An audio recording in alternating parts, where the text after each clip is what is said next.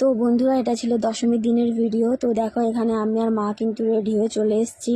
তো প্রত্যেক বছর কিন্তু মা এখানেই বরণ করতে আসে, আর মা দেখো এখানে বরণ করার জন্য কিন্তু দাঁড়িয়েও ছিল। তো এসে দেখছি এখানে কিন্তু বরণ চলছিল মায়ের। তো তোমরা দেখতে থাকো ভিডিওটা, আশা করছি তোমাদের সবার খুব ভালো লাগবে। তো এই যে দেখো, এখানে কিন্তু মা দাঁড়িয়ে রয়েছে মাকে বরণ করার জন্য। আর এই দেখো, এখানে কিন্তু আমি আর আমার এই বোনটা দাঁড়িয়েছিলাম, ভিডিও করছিলাম, কিছু ফটো তুলছিলাম। তো মায়ের মুখটা দেখো, কষ্ট লাগছিল দেখে, মানে কি বলবো, পুজো আসাটাই বেশ আনন্দের।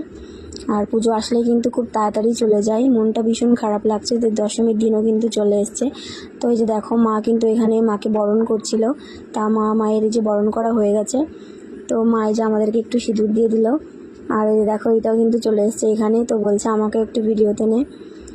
তো আমরা কিন্তু 3 বোন খুব মজা করছিলাম এখানে দাঁড়িয়ে, একটু কিছু ফটো তুলছিলাম, ভিডিও বানাচ্ছিলাম।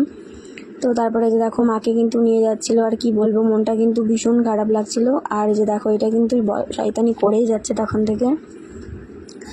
তো মাকে কিন্তু নিয়ে যাচ্ছিলো বিসর্জন দেওয়ার জন্য। তো আমরা কিন্তু প্রত্যেক বছরে কিন্তু এখানে আসি, এটা হচ্ছে আমাদের বাড়ির কাছেই। তো সবাই যে যাচ্ছিলাম। তো চলো তোমরা দেখতে থাকো ভিডিওটা, আশা করছি তোমাদের সবার খুব ভালো লাগবে। যে দেখো, আমরা কিন্তু এখানে চলে এসেছি।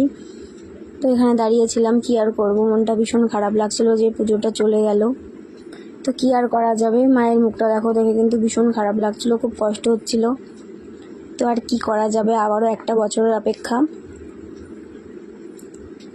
তো এই যে দেখো, মাকে কিন্তু এখনই বিসর্জন দিয়ে দেবে। কষ্ট হলেও কিছু করার নেই। তো এই যে দেখো, বিসর্জন কিন্তু দিয়েছে, সন্ধ্যা লেগে গেছিল।